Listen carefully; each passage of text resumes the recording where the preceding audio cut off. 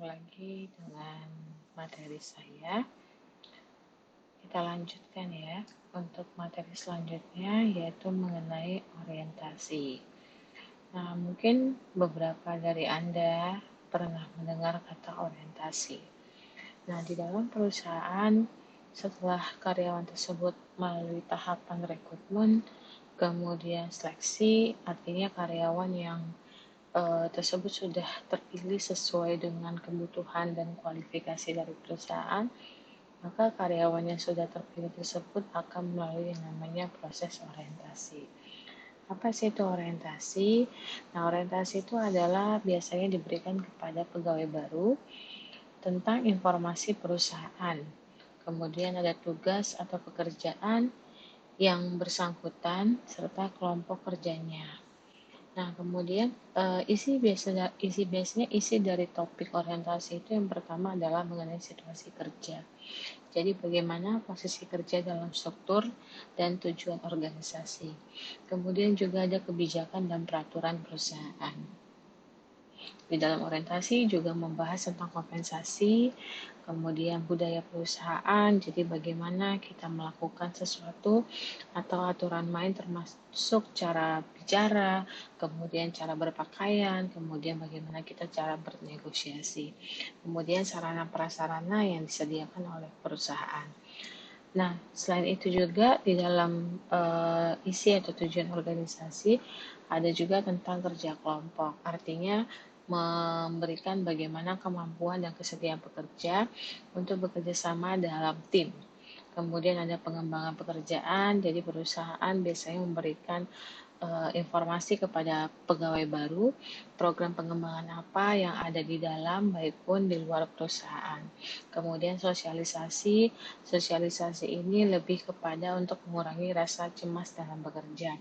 Jadi bagaimana integrasi pekerja baru dengan pekerjaan lain yang sudah ada. Nah, nanti ada istilah dengan orientasi eksekutif. Nah, orientasi eksekutif ini apa sih sebenarnya? Nah, orientasi eksekutif ini adalah proses di mana perusahaan membantu eksekutif baru mempelajari struktur, budaya, kemudian politik perusahaan agar dapat segera memberikan kontribusi kepada organisasi.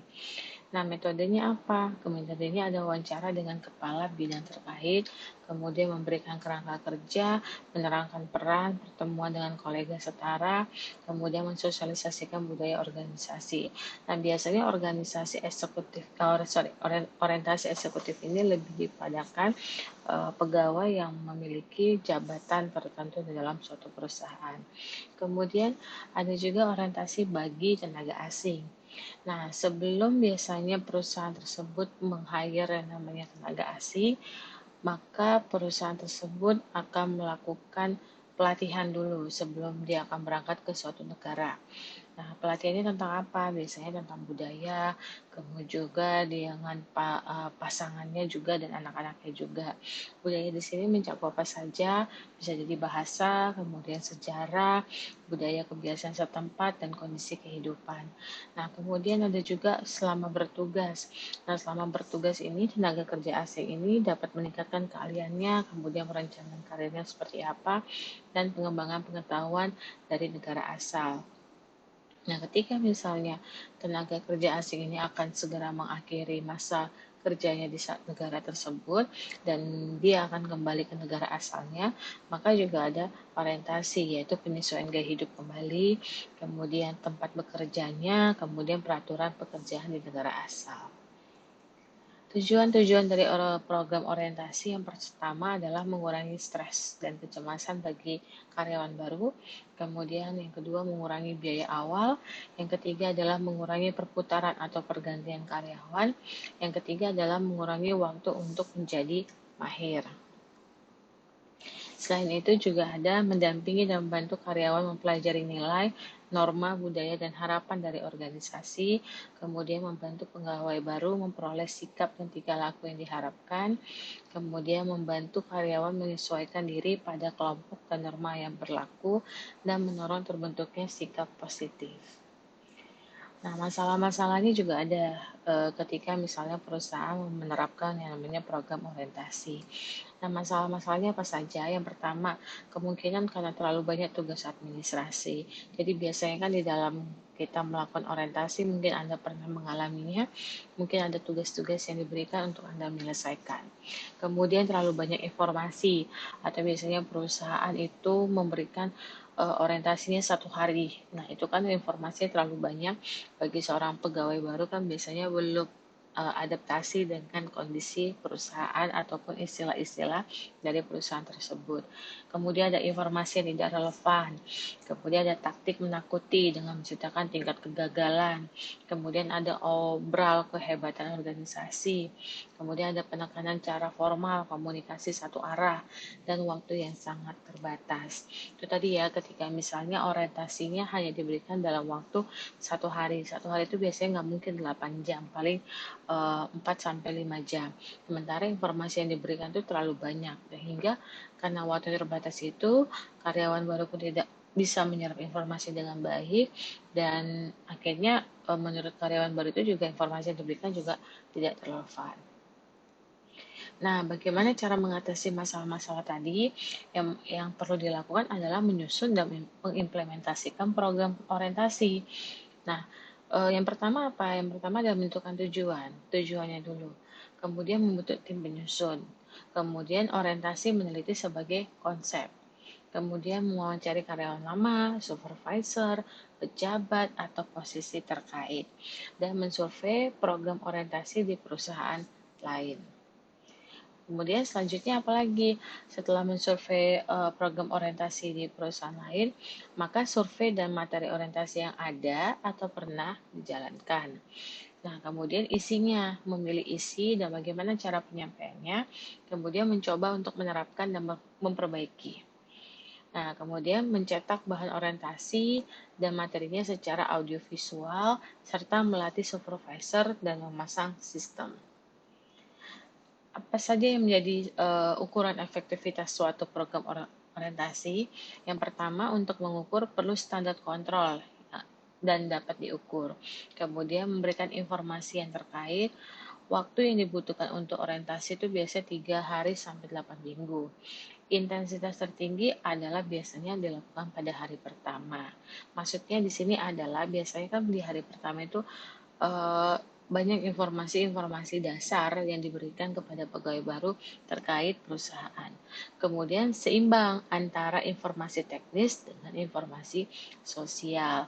Teknis di sini adalah biasanya berkaitan langsung dengan pekerjaan si pegawai baru.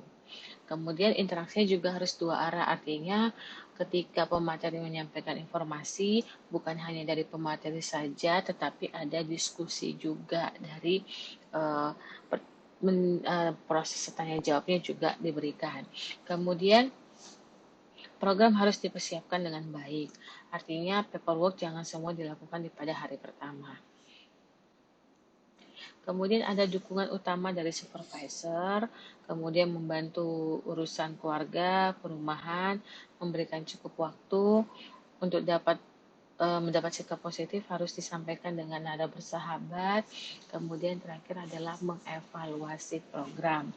Jadi mungkin dari beberapa Anda pernah ikut program orientasi, jadi di akhir dari program orientasi tersebut biasanya karyawan diminta untuk mengisi angket atau kuesioner atau namanya form evaluasi. Agar apa? Supaya perusahaan pun bisa melihat nilai plus dan nilai minusnya dari kegiatan program ini, mana yang harus ditingkatkan dan mana yang harus diperbaiki. Nah, pelatihan. Pelatihan ini biasanya metode yang digunakan untuk memberi dan meningkatkan keterampilan pekerja, baik itu pekerja baru ataupun pekerja yang telah ada, agar karyawan yang bekerja dapat bekerja lebih baik. Nah, pelatihan ini biasanya orientasinya pada prestasi untuk dalam jangka pendek. ini ada juga istilah selain pelatihan dan pengembangan. Mungkin dari beberapa Anda pernah istilahnya pelatihan dan pengembangan. Jadi sebenarnya pelatihan dan pengembangan ini dua hal yang berbeda ya. Jadi kalau pelatihan itu lebih ke meningkatkan skill karyawan, tapi dalam jangka pendek. Sedangkan kalau pengembangan itu lebih meningkatkan skill karyawan, tapi untuk dalam hal jangka panjang. Nah, pengembangan SDM ini artinya mempersiapkan pekerja menduduki posisi-posisi demi pengembangan organisasi di masa yang akan datang. Pengembangan ini juga diarahkan untuk menghadapi tantangan-tantangan yang biasanya dihadapi oleh organisasi. Tantangan-tantangan yang dimaksudnya terdiri apa saja? Yang pertama adalah keusahaan karyawan, kemudian perubahan-perubahan sosioteknis, kemudian ada turnover. Keusahaan karyawan ini dimaksudnya adalah di mana karyawan tidak lagi mempunyai pengetahuan dan kemampuan untuk melakukan pekerjaan secara efektif. Nah, sedangkan perubahan-perubahan sosioteknis ini lebih kepada merancang program-program pengembangan sesuai kemajuan teknologi dan perubahan-perubahan masyarakat. Kemudian ada turnover. Turnover ini tidak dapat diperkirakan sebenarnya karena ini lebih kepada karyawan yang resign. Bahasa lainnya adalah itu. Nah, oleh karena itu, bagian Departemen Sumber Daya Manusia itu harus siap setiap saat menyediakan tenaga pengganti ketika ada karyawannya yang memilih untuk resign atau terjadi turnover, bahkan turnover yang tinggi dalam suatu perusahaan. Nah, proses pelatihan dan pengembangan karyawan ini perlu dilakukan namanya analisa kebutuhan pelatihan. Kemudian mendesain modul, kemudian validasi, implementasi, evaluasi, dan tindak lanjut.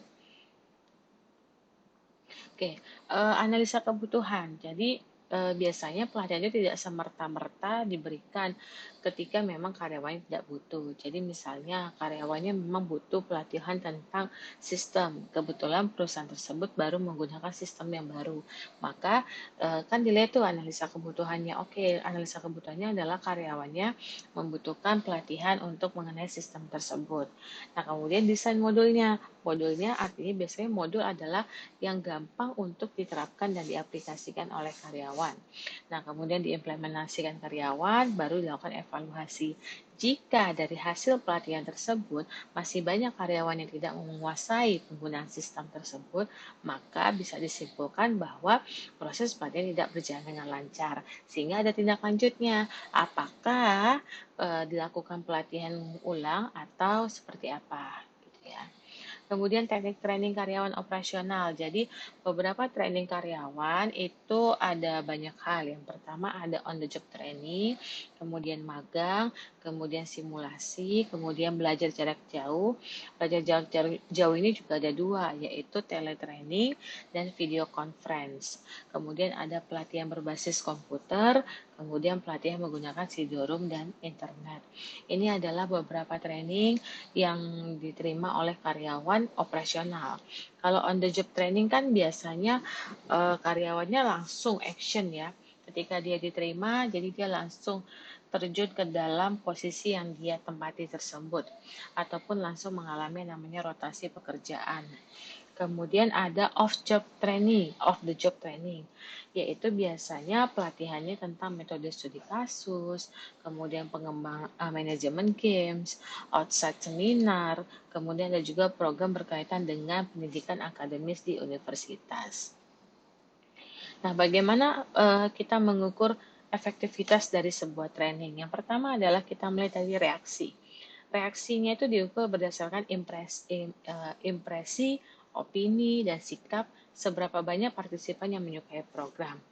Contohnya kontennya, kemudian trainernya, kemudian metodenya. Kemudian ada pembelajaran. Jadi seberapa baik trainer mempelajari skill tertentu. Kemudian ada perilaku, ini lebih kepada identifikasi perubahan dalam skill, pola pekerjaan, relationship, kemauan, serta pengujian transfer of training. Yang terakhir adalah hasil. Hasilnya ini lebih kepada pengaruh dari training tersebut terhadap pencapaian tujuan organisasi. Oke, di sini kita bisa lihat ya bahwa arti penting dari pengembangan SDM yang pertama adalah adanya perubahan internal dan adanya perubahan eksternal. Jadi perubahan internal itu biasanya lebih kepada bagaimana karyawan tersebut ada perubahan di dalam organisasinya, baik itu budaya ataupun etos kerja dan lain sebagainya. Atau bisa jadi perubahan strategi, atau bisa jadi perubahan visi dan misi daripada perusahaan. Nah, kalau perubahan eksternal itu lebih kepada tadi lingkungan. Lingkungan ini bisa berupa sosial, politik, ekonomi, dan budaya yang ada di sekitar perusahaan tersebut, sehingga dari perubahan internal dan eksternal ini, maka muncul yang namanya tuntutan. Tuntutan ini diperlukan dua usaha pengembangan kompetensi SDM yang diarahkan pada tiga aspek, yaitu kognitif, psikomotorik, dan afektif. Nah, kemudian apa saja yang harus dilakukan? Yang pertama bisa melalui proses pendidikan, yang kedua bisa melalui proses pelatihan, yang ketiga bisa melalui proses pengalaman kerja. Nah, proses pelatihan, pendidikan, dan pengalaman kerja ini bisa dilihat tujuannya adalah yang pertama adalah untuk memperbaiki kinerja. Yang kedua adalah membantu karyawan baru. Yang ketiga adalah meningkatkan kepekaan. Yang keempat adalah untuk mempersiapkan promosi. Dan yang kelima adalah mengembangkan individu. Nah, dari tujuan-tujuan ini, maka bisa dilihat bahwa akan yang namanya mengurangi error. Error artinya error dalam pekerjaan. Kemudian akan mengurangi namanya turnover, akan meningkatkan produksi, kemudian akan meningkatkan perubahan perilaku. Artinya perubahan perilaku di sini adalah perubahan perilaku yang positif ya. Kemudian adanya kesempatan untuk berkembang, kemudian ada sedikitnya pengawasan yang dibutuhkan karena ada sistem tadi. Kemudian adanya terciptanya kapabilitas yang baru atau kemampuan baru dari karyawan. Oke, baik, sekian materi dari saya. Jika ada yang ingin ditanyakan, kita bisa bertanya di forum. Terima kasih sudah mendengarkan materi saya ini. Tetap semangat dalam belajar, khususnya di era pandemik ini. Anda tetap semangat, tetap mengikuti perkuliahan dengan baik, dan jika ada hal yang masih belum dimengerti, silakan ditanyakan di kolom komentar.